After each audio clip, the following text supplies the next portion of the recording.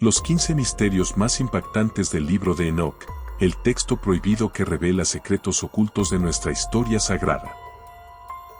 Pocas obras han despertado tanto misterio, fascinación y controversia como el libro de Enoc, un texto considerado apócrifo por la mayoría de iglesias cristianas y sin embargo reverenciado por teólogos, investigadores bíblicos y buscadores de la verdad en todo el mundo. Atribuido al bisabuelo de Noé, este libro milenario fue excluido de la Biblia oficial, pero contiene relatos sorprendentes sobre ángeles caídos, gigantes, civilizaciones perdidas, profecías del Mesías y el juicio final. A lo largo de siglos, ha sido estudiado en secreto por sabios, prohibido por concilios y mantenido vivo por la tradición etíope, que lo considera parte esencial de las Escrituras. Hoy vamos a sumergirnos en 15 aspectos inexplicables, fascinantes y reveladores del libro de Enoc. Algunos de ellos cambiarán tu forma de entender la historia bíblica. Otros, sencillamente, te dejarán sin palabras. Antes de comenzar, no olvides suscribirte, darle like al video y activar la campanita para recibir más contenido que te conecta con el misterio y la fe. 1. Su autor es un hombre que nunca murió. El libro de Enoc es atribuido a uno de los personajes más misteriosos y fascinantes de toda la Biblia, Enoc, el bisabuelo de Noé. Lo que lo hace único es un hecho extraordinario que lo distingue del resto de los patriarcas bíblicos. Según Génesis 5, 24, Enoc caminó con Dios y desapareció porque Dios se lo llevó. Es decir, nunca murió de forma natural. Fue trasladado directamente por Dios, lo cual ha llevado a muchos a considerarlo un ser casi celestial, un puente entre lo humano y lo divino. Este evento singular no solo lo coloca como una figura de gran respeto, sino que también le da una autoridad espiritual especial. Enoc no fue un simple espectador del mundo sobrenatural, fue escogido por Dios para recibir revelaciones profundas sobre los secretos del cielo, los ángeles caídos, el juicio final y el destino eterno de las almas. 2. Dios ordena castigos a través de los arcángeles, Miguel, Gabriel, Rafael y Uriel contra los ángeles caídos. Desde los antiguos textos bíblicos y apócrifos, se revela que Dios no actúa solo al ejecutar justicia, sino que encomienda a sus más poderosos servidores, los arcángeles Miguel, Gabriel, Rafael y Uriel. Estos seres celestiales son guerreros y ejecutores del juicio divino, especialmente cuando la humanidad y los ángeles rebeldes corrompieron la creación. Miguel, el comandante de los ejércitos celestiales, es enviado para encadenar a Semiasa, líder de los vigilantes, los ángeles caídos que tomaron mujeres humanas y engendraron gigantes, iniciando así el juicio celestial contra ellos. Gabriel recibe la orden de destruir a los gigantes, cuya violencia y hambre insaciable amenazaban con extinguir a la humanidad. Dios lo envía para incitarlos a matarse entre ellos, purgando así la tierra de su maldad. Rafael cumple una misión crucial, encadenar a Azazel, el ángel caído que enseñó magia, armas y seducción a los humanos. Rafael lo lleva al desierto de Dudael, donde lo encierra entre rocas afiladas hasta el día del juicio final. Uriel, por su parte, no ejecuta castigo, sino que trae revelación. Él es quien advierte a Noé del inminente diluvio universal, dándole instrucciones divinas para salvar a su familia y preservar la vida en la tierra. Así, los 4 arcángeles actúan como instrumentos de justicia, restaurando el orden perdido y mostrando que Dios, en su sabiduría, combina juicio, misericordia y redención a través de sus siervos celestiales. 3. ¿El título Hijo del Hombre, una simple coincidencia? El libro de Enoc, un antiguo texto apócrifo, sorprende al ser el primer escrito conocido donde aparece el título Hijo del Hombre como referencia a un ser celestial. En él, este personaje es presentado como un juez divino, elegido por Dios para ejecutar justicia contra los impíos y traer salvación a los justos. Es una figura majestuosa, preexistente y gloriosa. Siglos más tarde, Jesús utiliza ese mismo título una y otra vez en los Evangelios para referirse a sí mismo: el Hijo del Hombre ha venido a buscar y salvar lo que se había perdido, Lucas 19:10. ¿Casualidad? Difícilmente. Es probable que Jesús estuviera haciendo una referencia directa al Enoc apócrifo, sabiendo que muchos de su tiempo conocían esa imagen poderosa y celestial. Pero aún más sorprendente es lo que dice Daniel 7, 13-14, un texto canónico. Vi en las visiones de la noche, y he aquí con las nubes del cielo venía uno como un hijo de hombre. Y le fue dado dominio, gloria y reino, para que todos los pueblos, naciones y lenguas le sirvieran. Este pasaje conecta directamente con el retrato en Enoc, y Jesús lo toma como propio cuando dice: Veréis al Hijo del Hombre sentado a la diestra del poder de Dios, y viniendo en las nubes del cielo. Mateo 26, 64. Así, el uso de este título no es solo una forma humilde de hablar de sí mismo, sino una afirmación profunda: Jesús es ese Hijo del Hombre profetizado, el juez del fin de los tiempos, el Salvador prometido. 4. ¿El diluvio, un juicio solo para los hombres? Según Enoc, también fue contra los ángeles rebeldes. Cuando pensamos en el diluvio universal, solemos imaginarlo como un castigo divino por la maldad de la humanidad. Y lo fue. Pero el libro de Enoc ofrece una perspectiva mucho más profunda y reveladora. Según este antiguo texto, el diluvio no fue solo una purga del pecado humano, sino también un juicio contra los ángeles caídos y su descendencia. Estos ángeles, conocidos como los vigilantes, descendieron del cielo y tomaron esposas humanas, engendrando una raza híbrida conocida como los Nefilim, gigantes poderosos y violentos que corrompieron la creación. Enoc relata que esta unión prohibida trajo caos, derramamiento de sangre y corrupción a la tierra. Por esta razón, Dios no solo decide borrar la maldad del ser humano, sino también erradicar el linaje profano nacido de los ángeles caídos. El diluvio, entonces, es una sentencia doble, una limpieza del mundo humano, y a la vez, una condena celestial contra los rebeldes del cielo y sus hijos. Esto da una nueva dimensión al relato del Génesis, donde dice: Había gigantes en la tierra en aquellos días, cuando los hijos de Dios se unieron con las hijas de los hombres. Génesis 6:4. Y continúa: Y vio Dios que la maldad del hombre era mucha en la tierra, y dijo: Raeré de sobre la faz de la tierra a los hombres que he creado. Génesis 6, 5-7. 5. Una de las secciones más fascinantes del libro de Enoc es el libro astronómico, también llamado el libro de las luminarias celestes. En esta parte, Enoc recibe revelaciones directamente del arcángel Uriel, el ángel encargado de los cuerpos celestes y del orden del universo. Uriel no solo guía a Enoc a través de visiones celestiales, sino que le enseña los secretos del cielo que los hombres comunes jamás habrían podido comprender sin intervención divina. El texto presenta un sofisticado calendario solar de 364 días, que se divide en 4 estaciones de 91 días cada una, con semanas perfectamente simétricas de 7 días. A diferencia del calendario lunar de 354 días que usaba el Templo de Jerusalén, este calendario solar permitía un ciclo ritual más exacto y constante, sin desviaciones.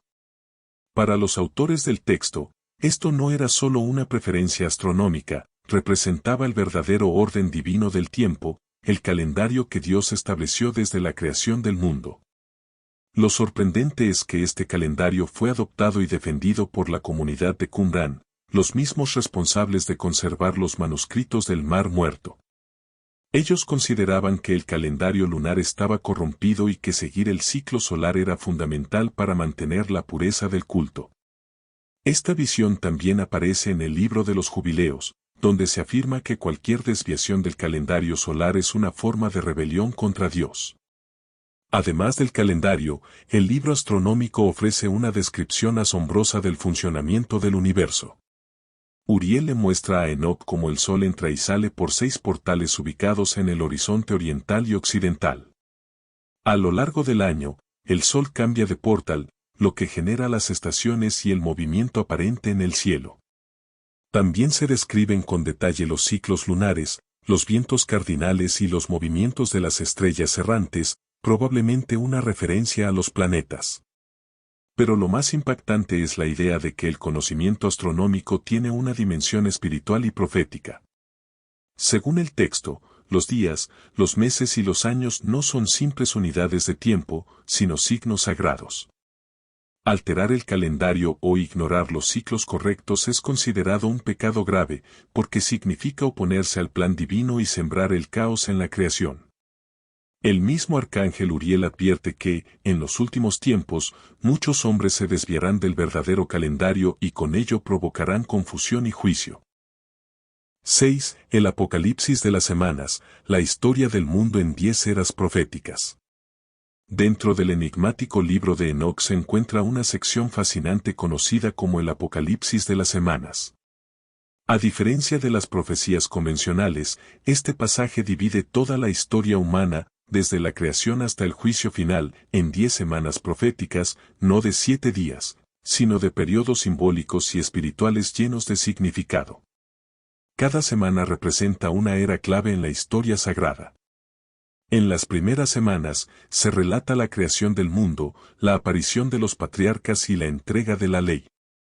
En las siguientes, se denuncia la corrupción de Israel, la idolatría y la traición de los líderes religiosos.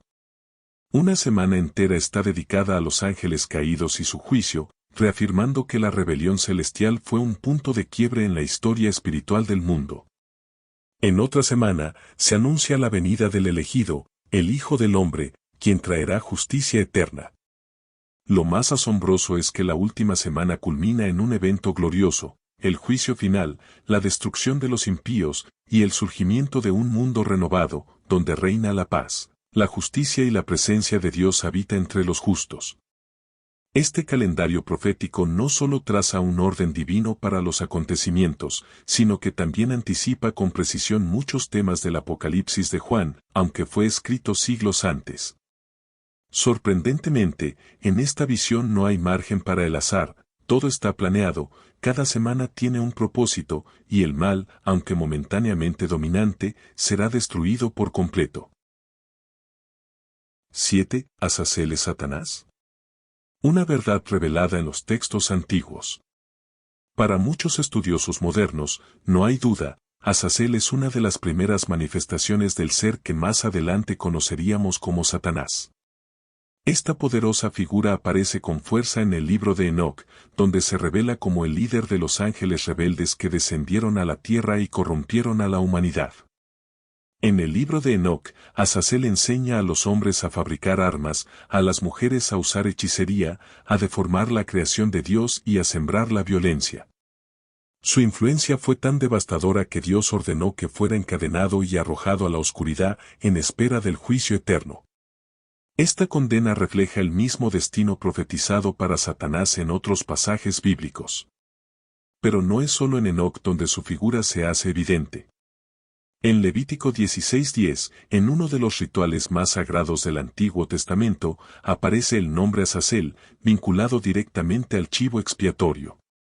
Uno de los machos cabríos era sacrificado para Dios, y el otro, cargado con los pecados del pueblo, era enviado al desierto para Azazel. Esta imagen poderosa representa simbólicamente el envío del pecado hacia un ser maligno, al cual se le atribuye la culpa y la corrupción de los hombres. Muchos sostienen que este no era un simple lugar o símbolo, sino una clara alusión a un ente espiritual maligno, y que el pueblo de Israel ya tenía una noción de su existencia. En este contexto, Azazel no es solo un ángel caído cualquiera, es el origen del mal, el corruptor del mundo, el enemigo de Dios, el mismísimo Satanás en su forma primitiva. 8. La caída de Israel y Judá, una tragedia con raíz espiritual según el libro de Enoc. En el libro de las visiones, una sección profundamente simbólica del libro de Enoc, se ofrece una interpretación completamente distinta de la historia de Israel y Judá. No es solo un relato de reyes, conquistas y derrotas, es una metáfora espiritual, una advertencia envuelta en imágenes místicas y poderosas.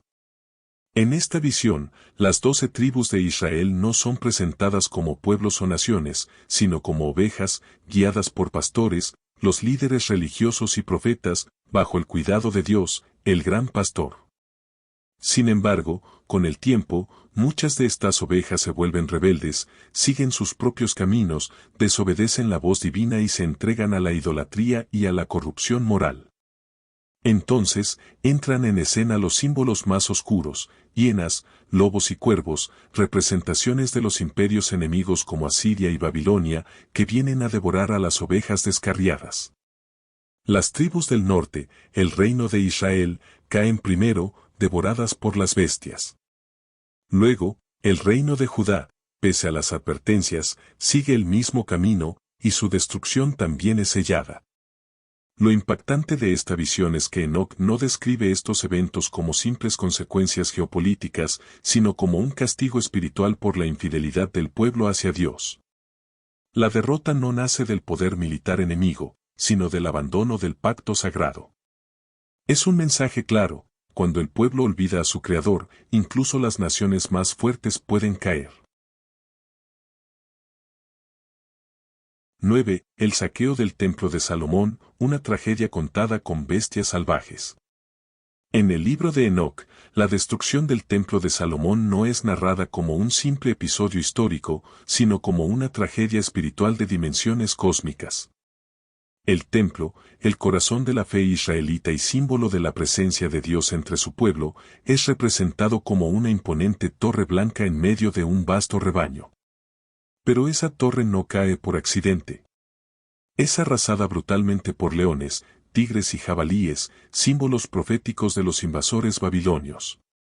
No se trata solo de soldados y ejércitos, son bestias salvajes guiadas por la ira divina, permitidas por Dios como castigo por la corrupción, la idolatría y la rebelión del pueblo. Enoc no deja espacio para interpretaciones débiles: el templo fue profanado porque el pueblo abandonó la justicia y traicionó el pacto con su Creador. La caída de la torre sagrada fue el juicio de Dios hecho visible, un acto contundente y justo. Las bestias no destruyen por simple violencia, sino porque el trono de lo santo fue contaminado desde dentro.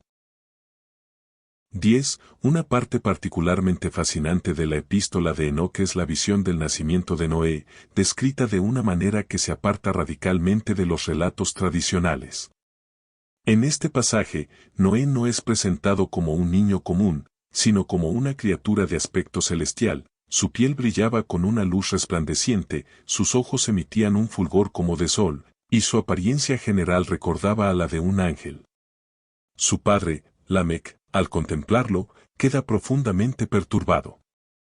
Teme que su hijo no sea de origen humano, sino el resultado de alguna unión sobrenatural, tal vez entre los ángeles caídos y las mujeres humanas, como se describe en otras secciones del mismo libro.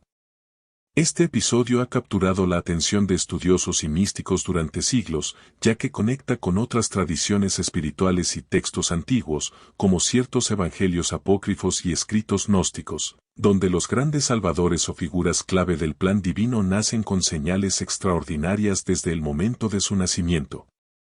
Así, Noé no solo es visto como el justo que salvaría a la humanidad del diluvio, sino también como un ser elegido desde su origen, marcado con una luz celestial que lo separaba del resto de los hombres. 11. La llegada de un Mesías justo. Uno de los pasajes más asombrosos y reveladores del libro de Enoc aparece hacia el final del llamado Libro de las Visiones, donde el profeta relata una experiencia sobrenatural que va más allá de su tiempo. En su visión, Enoc contempla una serie de animales simbólicos que representan a la humanidad. Primero aparece un toro blanco con cuernos majestuosos, imponente y lleno de poder. Todos los animales, toros, ovejas, cabras, aves, tiemblan ante su presencia. Este toro blanco es una figura mesiánica, símbolo de pureza, justicia y dominio divino.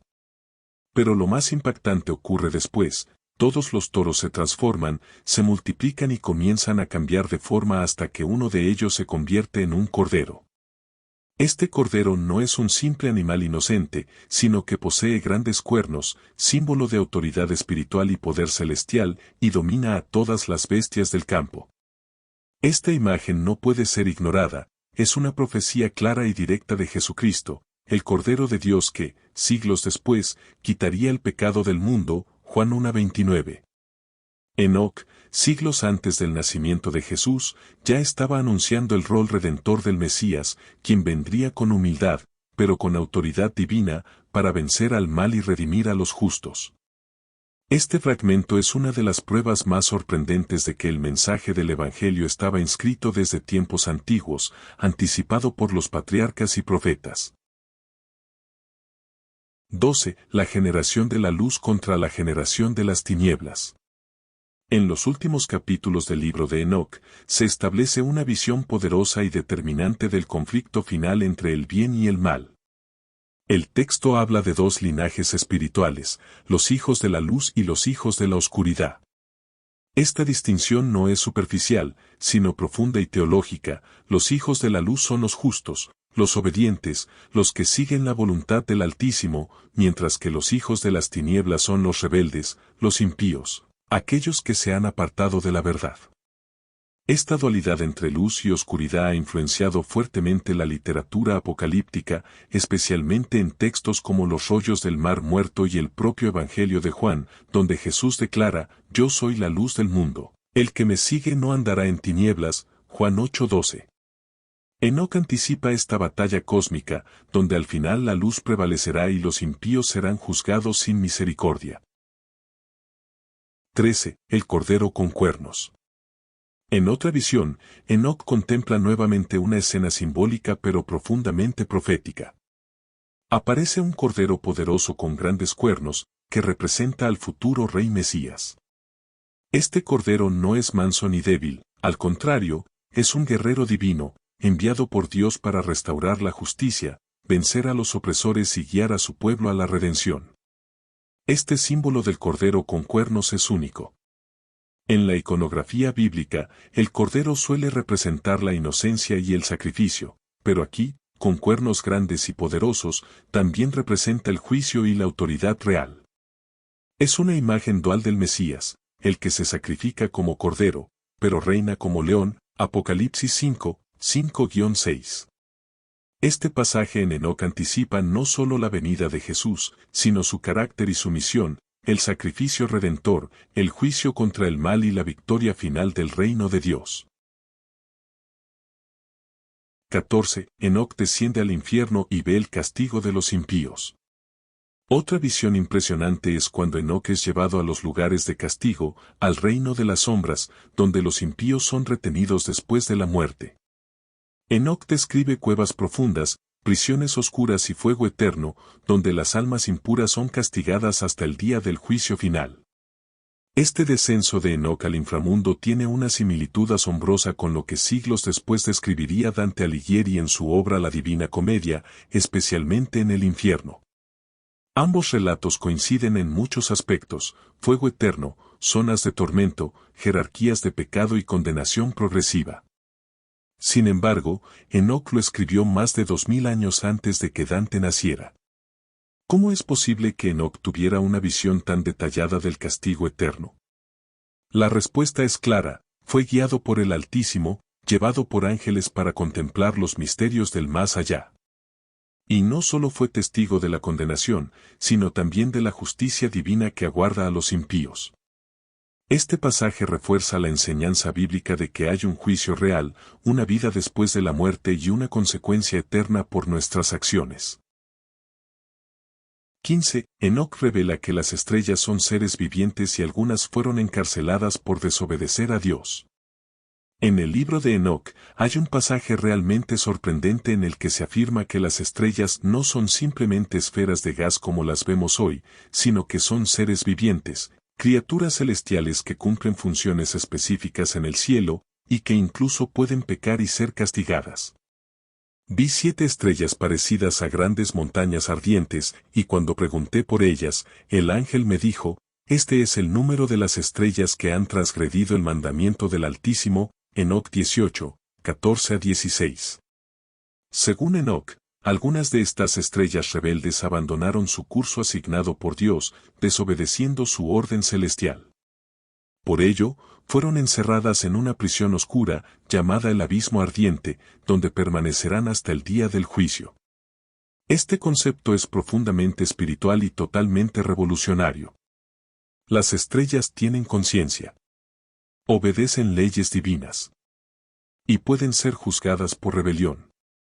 Esto nos muestra que el universo es profundamente espiritual y no meramente físico. Enoc revela que lo que vemos como astros lejanos son, en realidad, manifestaciones vivientes de una estructura celestial compleja y ordenada por Dios.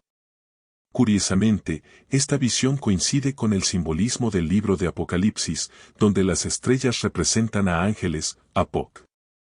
1, 20, y también con Job 38, 7, donde se dice que las estrellas del alba cantaban juntas.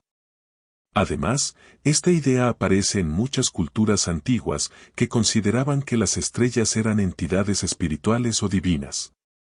Pero Enoc va más allá, nos dice que algunas se rebelaron y están actualmente castigadas. El libro de Enoc es más que un texto antiguo, es una puerta hacia otro entendimiento de la historia sagrada. Nos habla de realidades invisibles, seres celestiales, batallas espirituales, calendarios ocultos y profecías que siguen resonando en nuestros días. ¿Crees que debería haber sido incluido en la Biblia? ¿O que fue silenciado por contener verdades demasiado poderosas? Déjalo en los comentarios. Suscríbete si aún no lo has hecho. Y comparte este video para que más personas descubran estos 15 misterios del libro de Enoc, prohibido en la Biblia pero revelador para nuestra era. Nos vemos en el próximo viaje al misterio. Dios te bendiga.